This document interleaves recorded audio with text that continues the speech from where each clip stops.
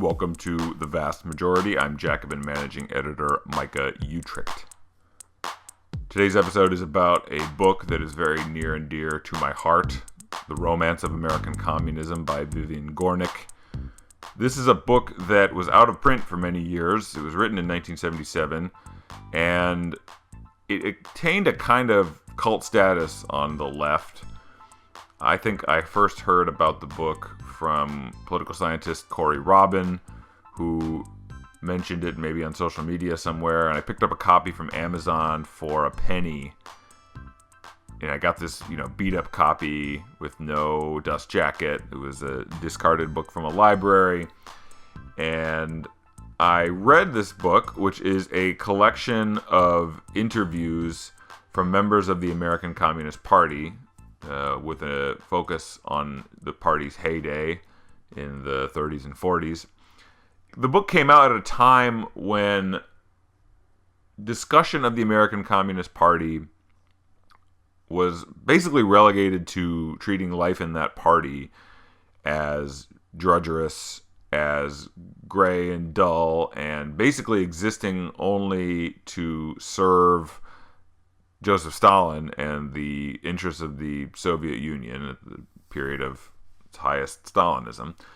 And Gornick is someone who grew up in New York City in that era, the heyday of the American Communist Party, with parents who were Jewish immigrant garment workers and who were not members of the party themselves. They were socialists, but some of their best friends were party members. I mean, she had party members who were family members who were in the party, and the Jewish life in New York City, especially in the immigrant working class communities that she was a part of, especially on the Lower East Side, that world, as she describes it, revolved around the party. Even for people who weren't members of it, the party played this really central role in political and in cultural life.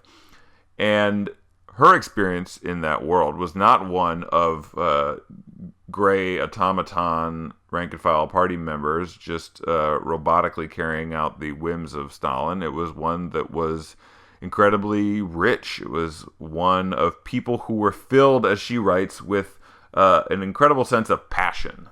And that passion was being wielded to what she considers to be noble ends, which are a project to try to remake the world, to make it into a better place. And she writes this book and recounts these experiences as a way to honor that passion. She also recounts the negative aspects of that life, from people who did become kind of like rote, wooden Marxist-Leninist ideology recounters who would wag their fingers at you if you were not towing the party line correctly. And especially in the book, you get the sense that the horrors of Stalinism ended up snuffing out everything that was beautiful about American Communist Party life. I don't think that The Romance of American Communism is quite the right title for the book. It should be called maybe The Agony and the Ecstasy of American Communism. Or if you want to stick with the word romance, it should be seen as, not just like a romance story where everybody, kisses and rides off into the sunset, but, a real tragic romance story, one in which you experience these like incredibly high levels of passion of the participants whose interviews she collects in the book, and everything that made them feel on fire and alive and trying to change the world, but then the heartbreak that comes when those people's ideals are shattered by the revelations of Stalin's crimes. There's much more that I could say about this book. I wrote a short review of it for In These Times magazine recently. I'm hoping to find the time to write a longer one about what the book means to me and what it could mean to the new generation of 21st century socialist activists who will see themselves reflected in the book. But I've gone on for long enough because our conversation today goes on for quite a bit because everybody who reads this book has a lot to say about it. So I'm joined for a conversation with three people: Alyssa Battistoni, Sean Estelle, and Meagan Day. Meagan Day is a staff writer at Jacobin and the co-author with me of Bigger Than Bernie: How We Go from the Sanders Campaign to Democratic Socialism. Alyssa Battistoni is a editorial board member of Jacobin. She's the author of a recent piece in Dissent that is a long review of this book, which I highly recommend and I will link to in the show description. It's called Bad Romance, from the spring 2020 issue of Dissent. Alyssa is a political theorist at the Harvard University Center for the Environment, and she's also the co-author of the Jacobin book from Verso, A Planet to Win: Why We Need a Green New Deal. And Sean Estelle is an elected member of the National Political Committee of the Democratic Socialists of America. The NPC is the elected governing body of the DSA. So here's my conversation with Sean, Alyssa, and Meagan. Alyssa, Sean, and Meagan, welcome. Thank you. Thank you. So I just want to start with you all's reception of this book, your kind of like personal experience of reading it, because this book is different, especially for people who are socialists today. It's not a book that you open up and you're like, I am going to, absorb every fact that I need to know about life in the American Communist Party or something. It's a book that is about the kind of emotional register that, the emotional lives of members of the Communist Party in its heyday, and that tends to elicit some feelings for people who are involved in contemporary leftist politics. So let's just start with that kind of level of feeling. Meagan, why don't you start? How did you feel reading this book? Well, I just finished this book after having so many of my comrades tell me to read it over and over and just waiting until it was the appropriate time. And I do think this was in many ways the exact right time to do it, because I don't know about all of you, but the end of the second Bernie Sanders presidential campaign, when we're all on lockdown, feels like a natural time to stop and think about what exactly we've gotten ourselves into. At least that's how it feels for me. Since I passionately hurried to a DSA meeting the weekend after Donald Trump won, after joining in the summer, I have basically been barreling headlong into just continuing to do as much socialism related stuff as possible. And there have been only a few times when I've been able to stop and really think about how exactly my own life has changed and what that kind of appetite is in myself. And one of these times was when I last year was able to take a minute to read the book This Life by the philosopher Martin Haglund, which gave me the opportunity to kind of breathe and expand and zoom out. And this was, I think this is only the second time, honestly, reading The Romance of American Communism, when I've really had a long meditation on how my own life has changed since I became an organized socialist. And I'm sure that that everybody has a different experience of the book. For me, the thing that was the most revelatory and relatable was the beginning of the book, how people came to socialism and all of the different places that they came from, and the incredible commonality of certain aspects of the experience. So there are people who came from utter dire poverty, people who came from the kind of poverty and alienation from a culture that wasn't their own, and no real intellectual traditions, who felt an awakened sense of self when they first discovered socialism, literally an awakened sense that they have a self, right? After feeling like they're an inanimate object that exists to work for survival. And then on the far opposite side of that, you have people who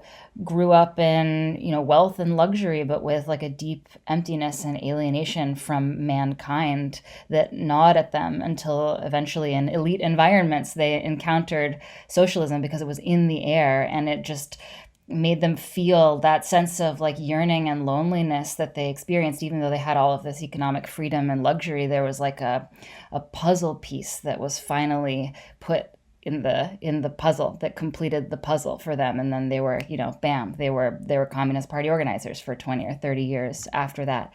And these are such disparate experiences, but the commonality that really jumps out at me, and the one that I really relate to, is this idea that you become more of a human being when you become an active and organized socialist. You feel a stronger sense of kinship to humanity in general, to people, to individual people, of course, because you've got these institutions and these relationships, but also in a more metaphysical sense to humanity in general. Maybe I've just been kind of, the melodrama of the book has rubbed off on me a little bit. I think you can hear that, but I really do feel that way. And I think that you can see it in every single vignette pretty much. And it certainly relates to my own experience. Yeah, I want to return to that, what you referenced about that sense of enlarged humanness that people got from joining the party in a bit later. But Alyssa, you say in the opening paragraph of your review of the book that, like Meagan, people kept recommending that you read this book. You also did what I did, which is you bought it online from Amazon for a few dollars. I think that there were so many socialists who did that and bought up those copies and then told other people to do that, that eventually the price of the book went to, like, at one point it was like $150 on Amazon, because all the old library copies or whatever people had pulled out of their basement had been bought up. And that was maybe when Verso started paying attention and realized they should probably republish it. But you say in your in the first couple sentences of your review that you had read it after a grad union effort organizing drive at Yale was quashed, and that you felt like the book, you said, quote, "This book got what I'd been through like nothing I'd ever read before." So can you describe that experience? Yeah, definitely. It's really interesting hearing Megan's experience of it, because I think in a lot of ways I read it at sort of a similar moment of a moment of setback, and having been through this really transformative experience that nevertheless did not end in the sort of victory I had hoped it would, and in the sort of overcoming of obstacles, and that we hit a wall at some point. And so that was the time I finally actually had the time to read this book, because people would be like, you should read this book, and I was like, I'm so busy organizing, I don't have time to read this book. So then I was reading it after the sort of the end of a phase of this union campaign that I've been involved in organizing for several years. And yeah, it was really remarkable. Like, it was just, I had been really looking to understand my experience more, and to understand it not only in terms of sort of thinking about, what strategic errors we might have made or hadn't made, or what sort of the conditions that we were up against were that we could have changed or not. There was, I kept coming across sort of left writing on tactics and strategy that was helpful in ways, but that wasn't really speaking to what it felt like to organize, and what sort of this experience had been like on a really deep and personal level. And so reading this book was like, oh my God, this is explaining so much about it. And in the sense, it wasn't just like, oh, it's a personal experience, but that was in the way Meagan is describing this very, the way that you sort of access parts of yourself through political experience, and through the process of being engaged in political action with other people, that really is about like finding a different self within yourself, and seeing other people in a different light, and understanding your relationships to one another in a different light.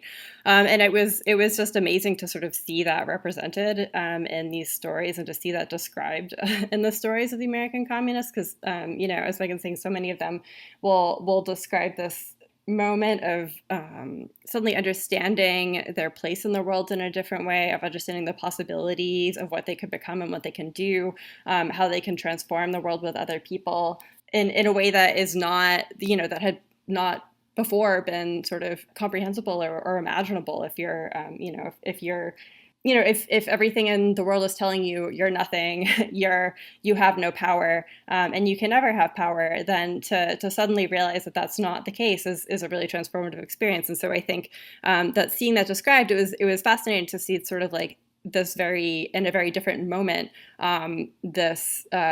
what I had experienced in completely different historical context on the page. And it's interesting, we can get into this more, but then when I reread it recently to write this review, I had a really different experience of reading it, actually, which was a lot more irritated with it. And I can say more about that. But so I think my first experience with it was like very overwhelmed by like the like real beauty of the stories she's telling, and the beauty of like what it means to people to be part of like a mass movement that is sort of changing their place in the world and the conditions of possibility for like their future. And that was I think what struck me on first reading. Yeah, it can come back to the second time around. That's really funny because I also read it twice for the exact same purposes as you, and I had a similar experience. I don't know if I was annoyed, but I certainly, what I read the second time did not really feel like the same thing that I remembered reading like 5 years ago when I read it for the first time.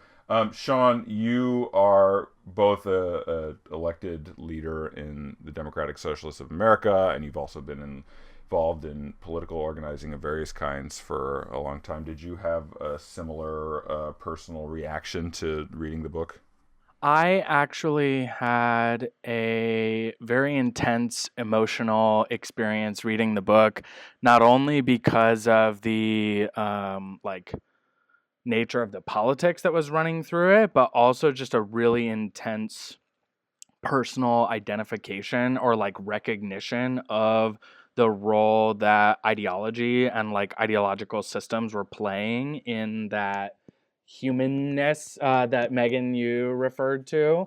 I grew up in basically a like closed circuit ideological bubble of Calvinist Christianity. And then when I was 18, and I went to a public university, I ended up coming out and having my entire ideological system shattered. And so for me, the chapter that actually was resonating the most throughout was the chapter 4, when they talk about like going back into the world or having their system sort of shatter. And I think both throughout the book, there's an undercurrent of sometimes surfacing, the relationship between religious systems and the system of Marxism that was being set up. And Alyssa, I think you talk about that in your review too, where, that's like a tired analogy that many people make, but also there is something there too. And I think this book sort of goes back and forth in the tension and the relationship between like religion and dogma and some of the like connective tissue between the ways that people are trying to make that search for like sense making and meaning making in the world and a like decipherable reality. So that was a large part of the really intense emotional experience that I had reading the book, and it was surfacing a lot of memories, not only from like childhood and high school and growing up, but then also the experience of the year and a half, 2 years where I like watched my entire system and my worldview fall apart, and I had to reconstruct it. And it took time for me to connect that to politics and to actually being in like collective struggle and collective motion and collective action with people.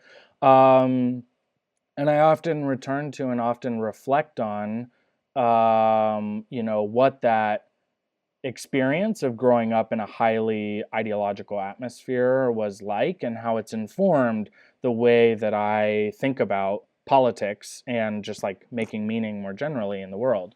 And I totally agree with Meagan too, that like this is a really important moment for people that have been organizing for a long time or people that joined because of one of the Sanders campaigns to really dig into affect and into the emotionality of like why they are making the choices they're making and what sort of commitments they have to their comrades. It's funny that you bring up religion now. Both you and Meagan brought up religion. Alyssa brings it up in her piece. I think if there were people who haven't read the book and they're listening to this conversation, they're like, I thought this book was about the Communist Party. Like, why the hell are you guys talking about all these? You had what are these intense personal experiences that you had? But this is a real testament to the book and to how the book talks about engagement in the Communist Party as having experiences that are similar to religious ones or any other intense ones that are like how you create meaning in your life. I mean, I grew up the son of a pastor, and I still identify very strongly with the Christian tradition that I grew up with. And there are throughout the whole thing, you're thinking about religion. She makes this argument in the beginning that she is describing this universe that she was a part of. She personally was a part of the kind of the hub of American communism, which was in New York City. She's from the Bronx, and she writes about how the center of the center was in the Lower East Side in New York City. But has these really moving scenes that I think about a lot about sitting around her kitchen table with her family members. Her parents were socialists. They were fellow travelers in the party. They weren't actually members of the party, but she had family members who were members of the party. And she describes people sitting around their kitchen table talking about politics.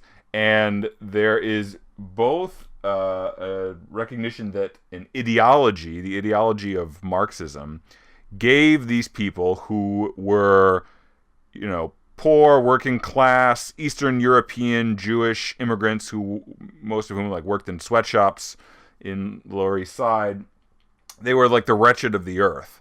And having this ideology gave them a sense of meaning. I mean, it's almost messianic. It was like, you are suffering now on this earth, but you are the means by which the world will be redeemed, right? The world, you will save the world from itself because you are the heroic worker who has this place in this Marxist cosmology.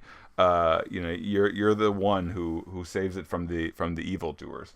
So there's this ideology that gives their life meaning. And she writes super movingly about imagine what our lives would have been like if we had not had this ideology. We would have been the wretched of the earth, and we just would have been wretched. We would have been miserable because our lives sucked so much. And we didn't see an important place for us. We would have just felt like we were dirt, and that was what we were consigned to be for the rest of our lives. But then not only is there the ideological piece, there is the organization piece, and the organization is the means through which the ideology gets transmitted and it gets put into place in everyday life. And there is no, there's no real, the ideology can't really take hold on the earth without the means of transmission, which is the party, right? And I always thought about that with my own religious experience. I mean, as I said, I grew up the son of a pastor, and I always described myself, people like to say that they're spiritual but not religious. I've always said that I'm religious but not spiritual. I don't have a big need to feel spiritual experiences all the time, but I believe in the religious part, the institutional part that I lived my entire life in, because that was where I got all my meaning. It helped, of course, that I didn't have a repressive and conservative religious upbringing. But so those are the kind of the two things that she really focuses on in that intro, right? Is the ideology that gives people's lives meaning, and the party is the means through which those things can be communicated. Did any of you have any sort of reaction to that description of those two critical pieces of life under the Communist Party? The either the ideological piece or the organizational piece?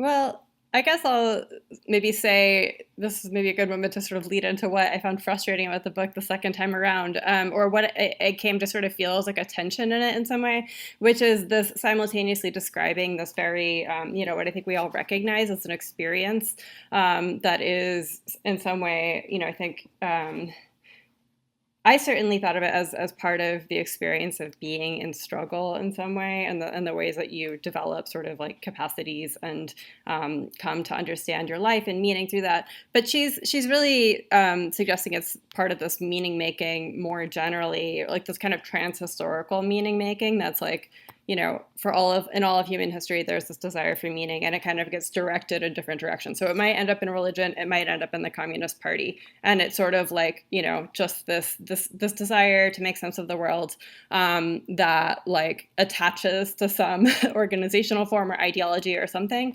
and that can be really meaningful, and you know, you can do a lot with that, but that ultimately is sort of a problem, or that is also, it's sort of like, you know, the sort of seed of destruction is embedded in that search for meaning, and that you end up like, you know, losing yourself in the pursuit of meaning. You know, ideology or an ideological way of making sense of the world becomes dogma. Like she's very uncomplimentary towards in the comparison to religion. Like when she compares things to religion, it's not flattering. It's like you are just you know, yeah. Marxism is constantly referred to as sort of this like dogmatic, just like recitation of like what you're supposed to say. You know, there's throughout, I guess the second time reading it, I realized how much actually I think under the very beautiful stories she's telling, there's this like very, I think, damning critique that I actually don't agree with. Like I disagree with her assessment or her critique, and I think it stems from this like kind of weird like fudge she's doing of the I guess of how universal an experience this is. And I think I'm kind of curious, like how other people responded to this, but it's, you know, it's tough because she is describing something that I think is a kind of universal experience of engaging in sort of meaningful practices. And yet, like, if we follow that, then it sort of suggests that we'll always just end up, you know, that like the CP, the end of the CP, and the sort of the way that people end up like defending Stalinism or sort of blinding themselves to you know, the things that are wrong with the organizational structure, the things that CP is doing, that's inevitable and will happen because we'll all always be blinded by like our desire for meaning and acceptance of these like ideological strictures. And I don't actually think that's true. So I think that's where actually like having the specificity is important. And we can talk about that more. But I do think that there's a way to like think about that comparison to religion that doesn't have to be like a negative one. But that certainly struck me as how she is mobilizing it throughout as a critique. Yeah, I mean, it says in the intro that you know, she sets out to capture this passion among the Communist Party members, and she does so partially in response to the way that the inner lives of Communist Party members had been treated up to that point, which is that they were all sort of automatons. That I think she says at one point, they walk into the Communist Party a like full human being, and then they walk out like with their soul stamped out of them, basically. And she was like, no, that is absolutely not what the full experience of life in the party was like. But then she also does say that, you know, well, or she says that there was a passion there that is not captured in those descriptions of Communist Party members as being automatons. And so she wants to capture that passion, but that passion did end up being harnessed towards the end of Stalinism, right? Like people were blinded by that passion such that they were willing to excuse, you know, moral horrors. And one of the scenes that sticks most closely in my mind, or most vividly in my mind, before reading it the second time, was the scene where she's at that same kitchen table and she's arguing with her aunt who's a Stalinist, and she's like pounding the table and she's like, all of this in the name of socialism, you know, describing Stalin's crimes after Khrushchev's revelations. And that's why I like, that stuff is so thick in the book, especially on the second reading. I had more of there was more of that kind of description of that passion gone awry than I remembered from the first time reading it. The first time I'm reading it, I just remember like feeling like, oh my God, this book gets me. It's like speaking to my experience as a socialist activist. But the second time it was more like, oh, this can really be taken to some bad ends. I guess I'm somebody who wants to wrestle with that, the possibility of that kind of passion being taken in that really harmful direction. Like, I think we should talk about the crimes of Stalinism and like make sure we don't do that again.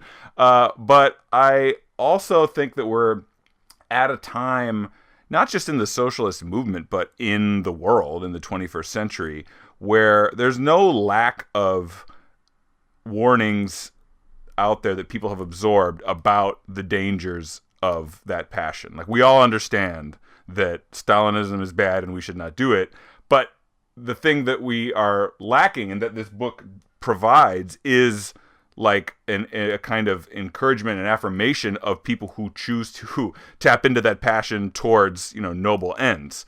And, at a time when people, sort of postmodern time, when people are afraid to sort of jump into, a project like socialism or any kind of big project about trying to make the world better. They're afraid to jump into that with both feet. I read the book and I see an affirmation of people who do that. Like, it got messy in the case of the Communist Party. It got extremely messy. But she's like, that human desire to tap into that passion for world remaking purposes was a noble and good one, and we don't get enough of that message in the year 2020. Meagan, you want to respond to that?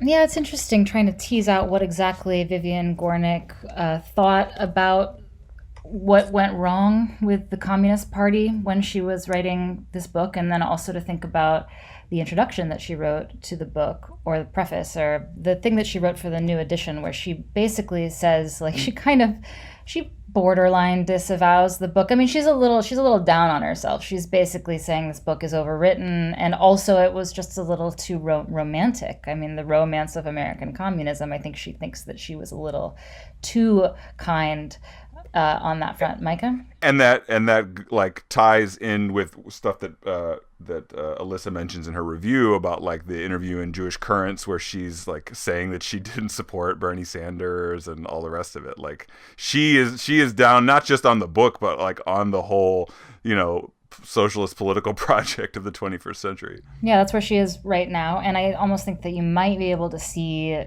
seeds of that in the book, because I think that to the extent that she's putting forward almost like a Greek tragedy vision of what went wrong with the Communist Party, which is that these people were well-intentioned and in fact were some of the most brilliant souls to ever burn in America. It was really their passion that led them astray. This seems to be a progressive critique of, like a progressive critique of the far left, actually.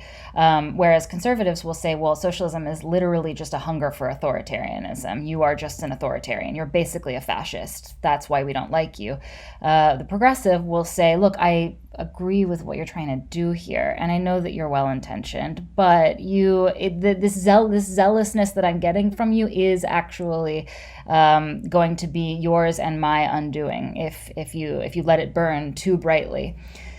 So I almost think that you can see like her struggling with what she thinks about this. Maybe she's resolved it a little bit more in a slightly more like normal progressive direction. And you can sort of see her struggling with it a little bit when she writes the book in the 1970s, because she's not quite sure what she thinks. I mean, I think that at the time that she's writing the book, she's genuinely in awe of the people who devoted their lives to this project. And in fact, the purpose of the book in many ways is to rescue their reputations, because they had been rendered so completely one-dimensional in the decades after the Second Red Scare was completed and was successful. But she's also like, doesn't really know herself, perhaps because in many ways Vivian Gornick is not actually chiefly a political thinker.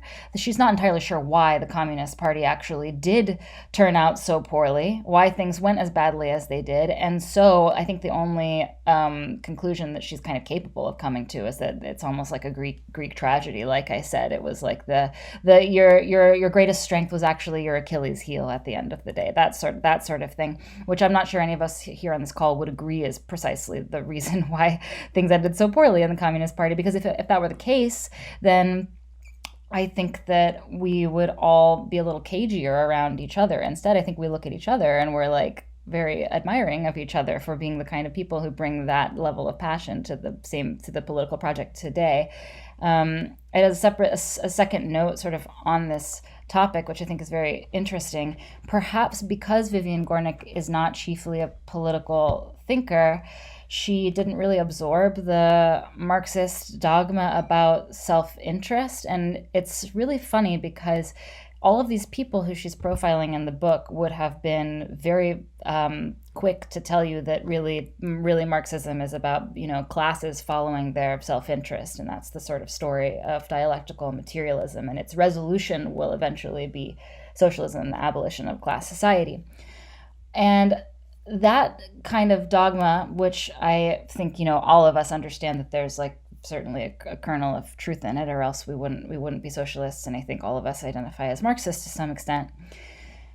It does actually preclude, it kind of boxes out ideology and identity a little bit. And then you have other people on the left who try to muscle back in ideology and identity in a way that I think is a little ham-fisted, and so I'm often trying to ward that off. But I think that this book is really interesting because it shows that even the people who were probably the most dogmatic about ideology is just bohemianism. It's very decadent, it's sort of intellectualism, this wishy-washy stuff. We're the Marxists, we're the people who believe in the sort of immortal science of Marxism.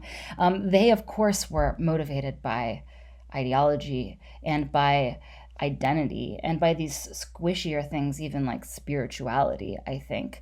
There's self-interest, sure. When many of these people that are profiled in the beginning of the book who were living in poverty decide to become communists, of course they want to fight for a better life for themselves.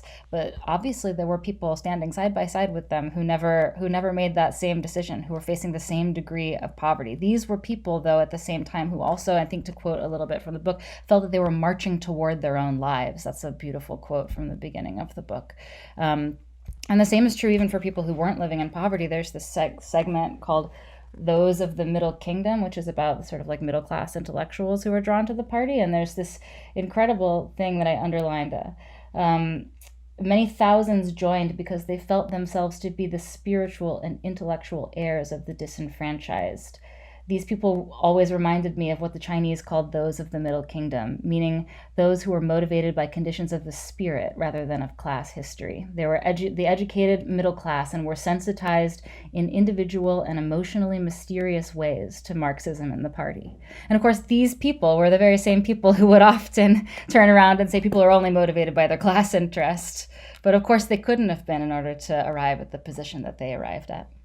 Yeah, I mean, the Marxism of the Communist Party, I have no doubt, both based on her descriptions and just knowing the history of the Communist Party generally, it was like a wooden, it was very orthodox, and it was very stifling, I'm sure, and it was used often as a club to beat people with, and nobody who wants to subscribe to Marxism today would encourage that kind. I mean, no, I don't know many people who, that kind of political project. The prospects for it are dead. Even if you wanted to revive it, it's not coming back. We're not going back to that kind of really rigid orthodoxy. And what we mean by Marxism has become much more generous than what the milieus that she's describing in the book.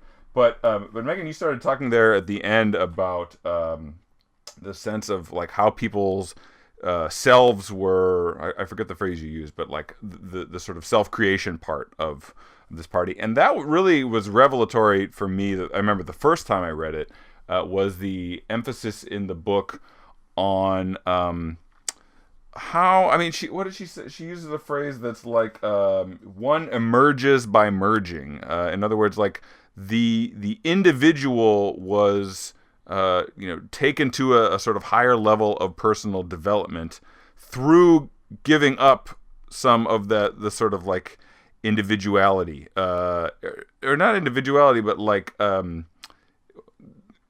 through submitting to the party, to its structures, to its discipline, to this collective project with other people. And I think especially in America, obviously, we were conditioned to think of freedom as freedom from. Like, don't tread on me. Like, allow the individual to do whatever the individual wants to do. That's, the maximum amount of individual freedom from is maximum freedom, and is what allows for the best sort of flourishing of the individual. And I believe in many of the basic liberal precepts. I don't want to stamp out individual freedom, but she's describing in this book people who found new kinds of freedom precisely through the submitting of themselves to a collective project. And as I said, for those of us who are conditioned to only think about freedom as maximum negative freedom, that's not how we're conditioned to think. But she describes all these people as like finding themselves in a way that they never could had they not joined that kind of collective project and submitted themselves to it. Yeah, I think this is really relevant to like what I was gonna say to build on Alyssa, what you were saying around some of the like positive aspects that can be taken from like religiosity and that more universal experience of meaning making.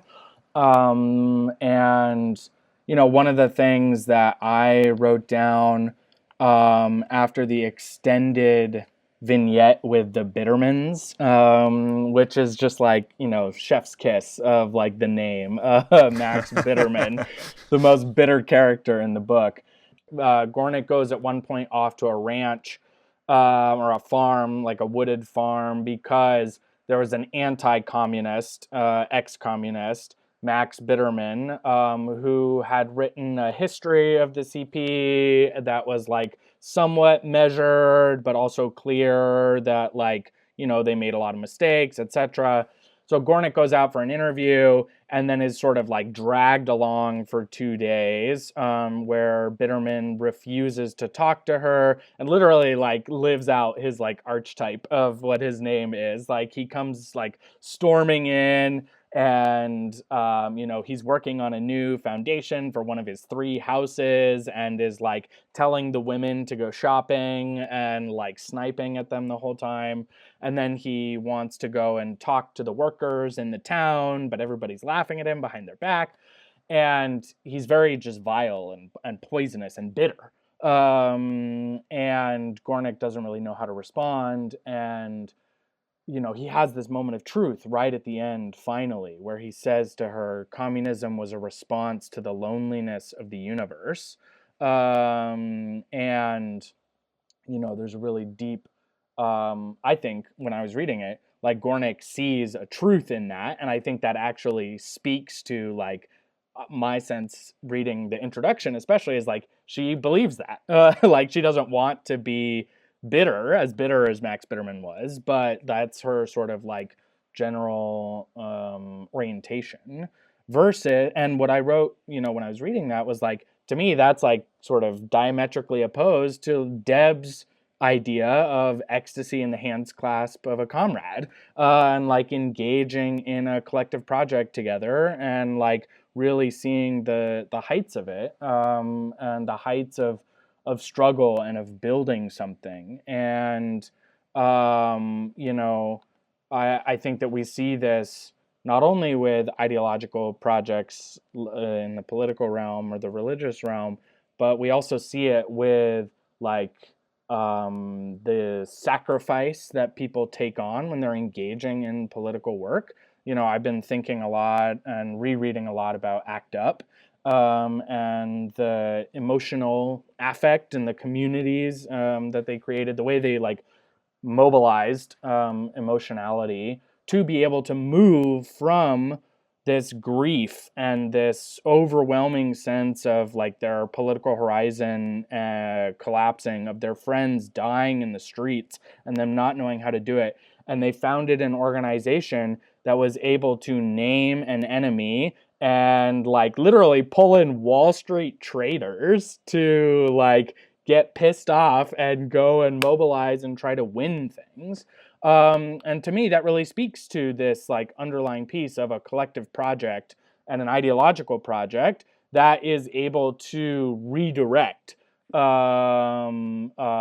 people that are operating in their self-interest, like Meagan said, but they're also building a sort of collective interest as well. And I think we desperately need that.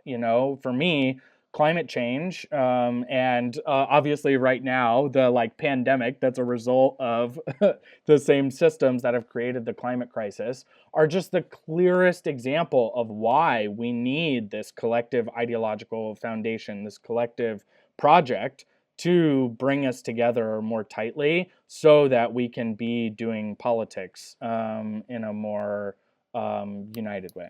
Yeah, I also, I completely agree with that. And I was thinking, when Micah, when you were talking about the kind of the forms of freedom that she's sort of describing people like finding freedom and like versions of their self, it's really striking because she's talking about it's not just that people are it's like a real like individual freedom is actually also happening through the transformation that comes through participation in the Communist Party and through whether that's through like engagement with Marxism. So I'm going to read a few quotes here. This is one part where this guy who's at least like name in the book is Dick Nikowski, and he says, God, I've never felt so free in my life as I did in those first days when I discovered Marx and the existence of my own mind at the same time in that cold, filthy apartment in Chicago.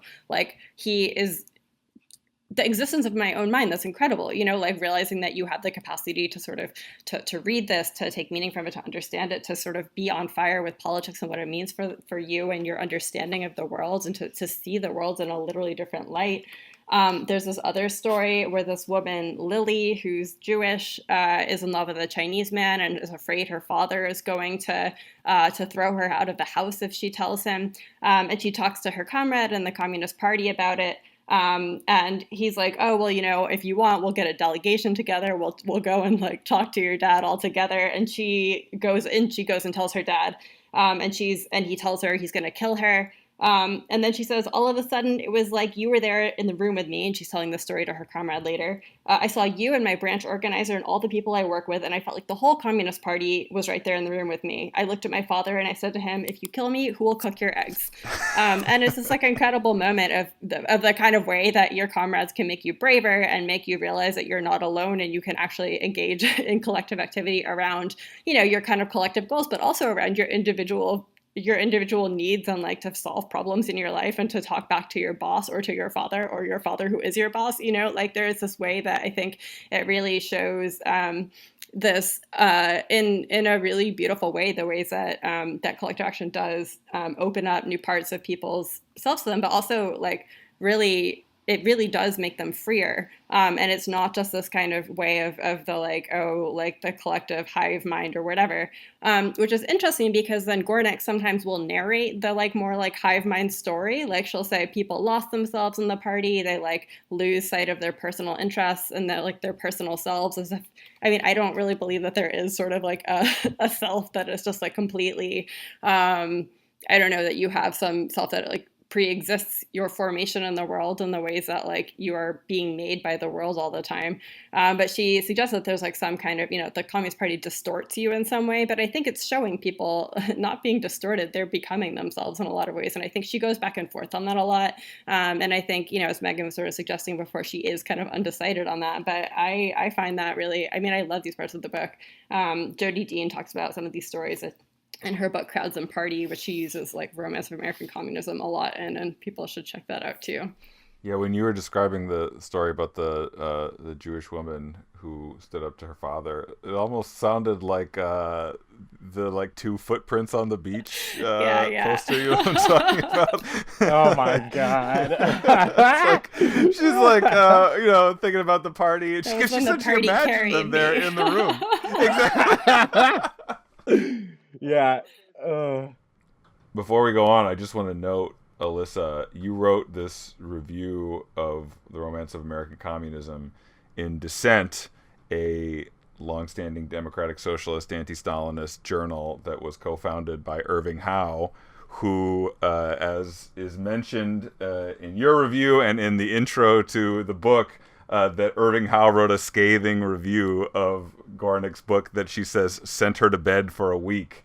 And your review is not uniformly laudatory or anything like that, but you do. There was one point where you said something like, in our world today, the Communist Party, for better or worse, doesn't exist. And I was like, oh my God, Irving Howe is not only angry that you are saying nice things about this book, but you said, for better or worse, the Communist Party doesn't exist, and Irving Howe is just doing barrel rolls in his grave right now. Yeah, it definitely felt, to me, it felt like a sort of, I felt like it was like a minor victory to get an appreciation of this book and to send after sort of how, I mean, he wrote this really critical review in the New York Review of Books, but obviously, Dissent was his publication. So, it's very interesting as a sort of index of how times have changed. Exactly. Yeah, it's like we're finally ready to sort of like wrestle with the good, the bad, and the ugly of the Cold War in a new way, in a sort of fairer way, and you're sort of like putting the old Cold War style arguments that Dissent was often home for behind us through your review. Not to say that they're all worthless or anything like that, but just that it's like we have a new set of things to wrestle with, and we're not grinding the same axes that we were for half a century or whatever it was. Exactly. And as you were saying before, it's just, it's not possible to be on the left today and not have people constantly ask you about Stalinism. Like, it's not possible to come to the left today without sort of being reminded that this is every term. So the sort of like, I don't know, the sense that you would have to like revisit that in every time you write something about the Communist Party, I think is certainly changed for, I think, whatever we're calling ourselves, the new left or whatever. And yet some people have been critical of my failure to revisit the Howe critique more in depth. So that's interesting. Shocking. I'm shocked. So we're running low on time. Let's go to the place where I think most of our minds, certainly those of us who are on this call, who are on this podcast, go to when reading this, which is and the reason why the book was republished, because there is a reborn socialist movement through the Democratic Socialists of America. And, as I said earlier, many DSA members will see themselves in the passions, the description of passion that that Gornick lays out in the book. So, I mean, what is it that today's socialists, what will they get from this book? What should they take from it? Are there warnings? Are there self-affirmations? I mean, Alyssa, you talk about this in the end of your review, but let's start with Sean. I mean, what do you as a DSA member, and you're a DSA elected leader? I mean, what do you take from this in terms of your work within DSA? Yeah, I think that's a great question, because I think that DSA is full of people who have different amounts of experience with the existing left that has been around for a long time.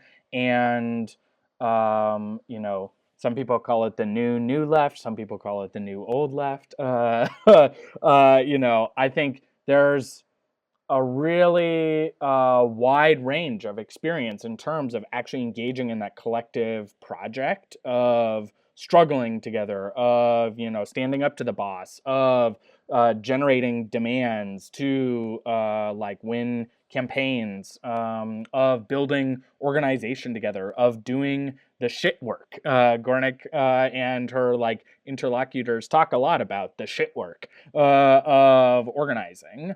And Alyssa, you've talked about it in other places as spade work, which I think is a much more positive way of talking about it too, of actually engaging in leadership development, of leaflet distribution, of all of those things. And to me, reading this book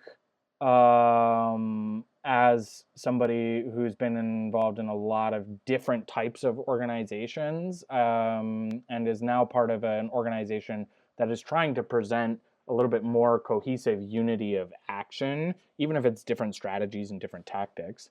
To me, it's really about soaking in the experiences that people are talking about and like taking the time to think critically about what it is that like readers might be engaging in their own lives too. Like it says in the end of your review, Alyssa, like, I wish there were more stories about what people are doing now, what the organizations look like, the DSA chapters, and the campaigns that are being worked on, how people are feeling as they like do that work.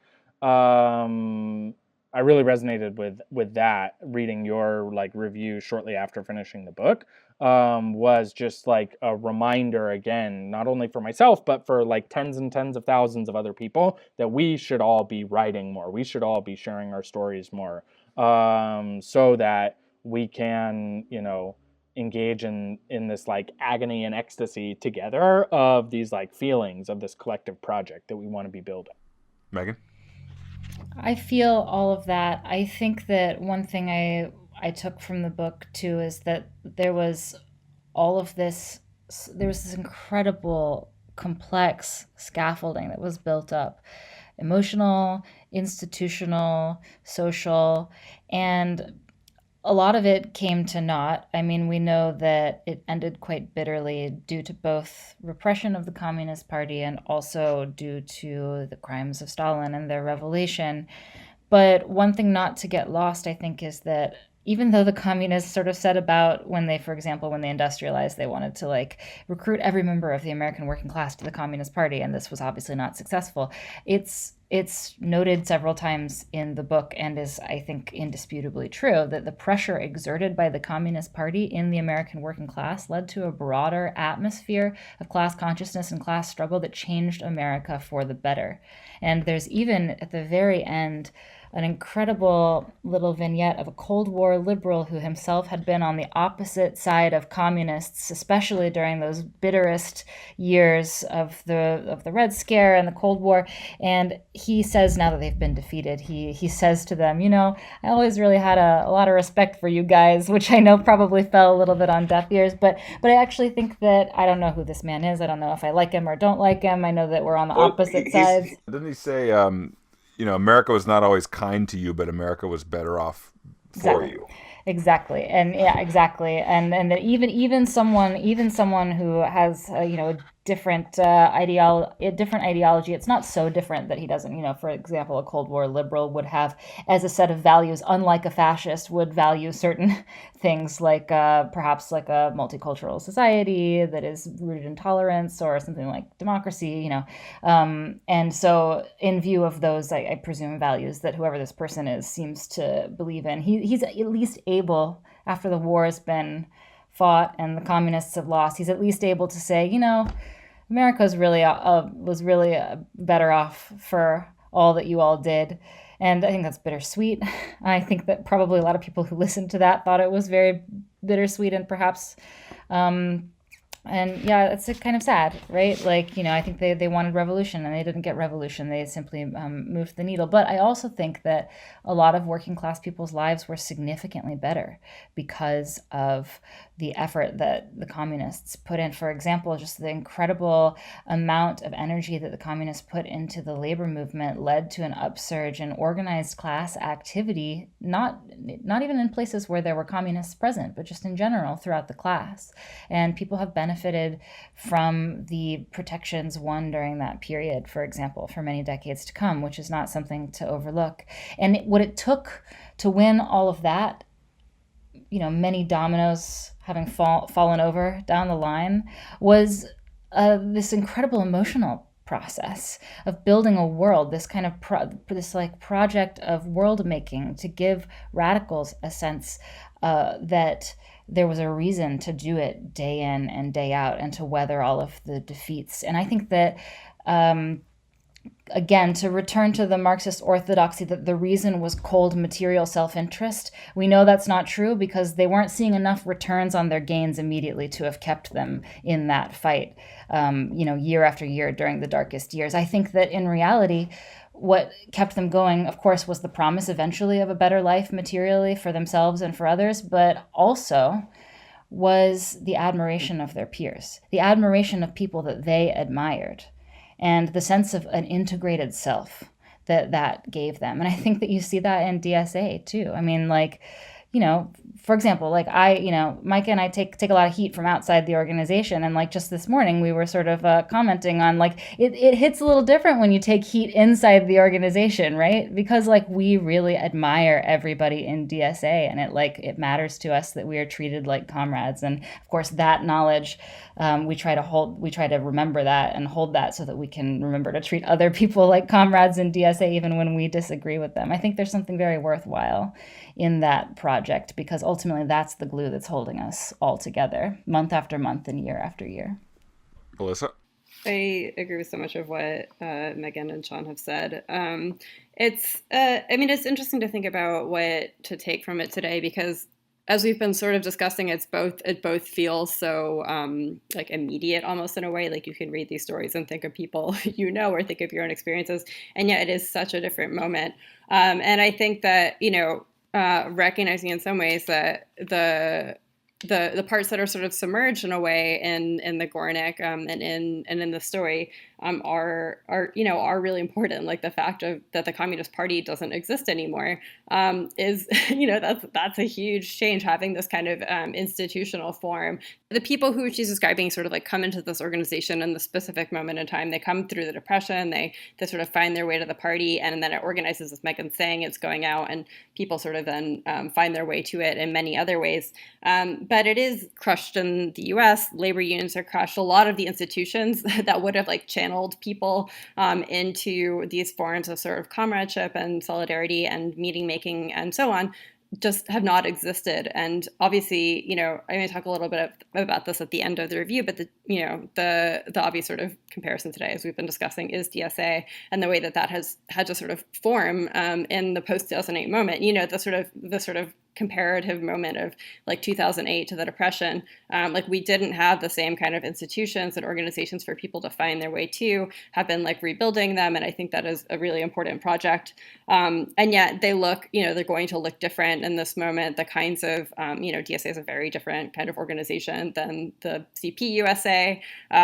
And we need to, I think about what kinds of, practices and forms and what participation in that world looks like in a different way. Similarly with, contemporary unions and all that, which is why, as Sean was saying, I really want to sort of see more here, whether it's through podcasts or people's writing or like, tweeting and things like that can do this, but just people expressing like what kinds of activity they're engaged in, like what that looks like in a really, I think, visceral level, because I do think so much of it, like we do need these sort of worlds and sources of meaning and comradeship and solidarity. But I think we also need to understand them in relation to like the forms of organization, the kinds of things they're trying to do, the tactics and strategies and all of these things that are kind of like around the edges of Gornick's story, because that's how I think we'll understand like what our own moment is, and be able to hopefully not live what Gornick sees as this like inevitable kind of crumbling of meaning and politics, or the charge that like if you let politics mean too much, it will destroy you, that Meagan was describing.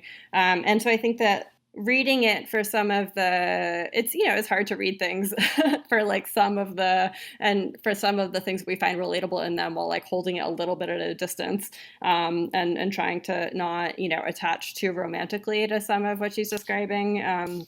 Because I think it's something that you could see being thrown in your face almost.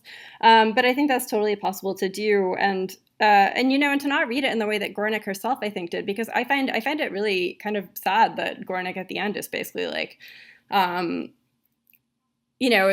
kind of, it feels like lost hope. And, as you're saying earlier, Micah, doesn't really believe that anything is possible. I think her own kind of her own mode of engagement with politics now is basically disillusionment, disappointment, and that is like where things will always end up. And I think that there is a real tendency towards that on the left. Like there is an attachment to failure and to like noble failure and tragic beauty, and like we're fighting the good fight and we know we're going to lose, but we're going to keep doing it. And it's like, I think it's tough to kind of navigate the space between, on the one hand, like having real commitments that we are committed to no matter what, and that we're going to keep fighting even if we don't, reach all of our goals. Because there's all victories are partial. I think it's hard to believe in the same way that the people, Gornick's talking to believe that the revolution is going to happen and change everything in the next 10 years, the way people will describe, they really have this faith that I think is harder to access after seeing defeat after defeat. But we also don't want to, then say, well, it's just an expressive thing. We're doing this because we believe it and not because we believe we're going to get anywhere. And I think trying to hold those together is really important to do and hard to do, which is why I think it's important for us to be talking about. And I think that Gornick gives us a lot to work with in that regard. Well, we've covered a lot of this book. There's a ton more to cover that we didn't get to. I feel like I could have done a whole hour-long podcast just on the first 2 paragraphs of the introduction of the book. But we'll have to, as Alyssa is calling for, we'll have to leave that for somebody else to take up and engage in those discussions. But I think in any case, as hopefully the listener can hear in the ground we've covered today and the sort of emotional pitch that we've described us being in as we read it, it's an extremely rich book, and I'm extremely grateful to Verso for republishing the book. It's a book that certainly deserves to be read and wrestled with and argued with and be frustrated by and cry during your reading and all the full range of human emotions that we're capable of. I would encourage especially the 21st century socialists, the members of the newly reborn socialist movement. It is a book that is worth engaging with. And thank you to the 3 of you for engaging it with Do me. a reading group with your local DSA chapter. Do it collectively. Absolutely. Thanks all for discussing. It was really fun. Yeah, thanks y'all. This was great. Thank you guys. Catch you later. Bye.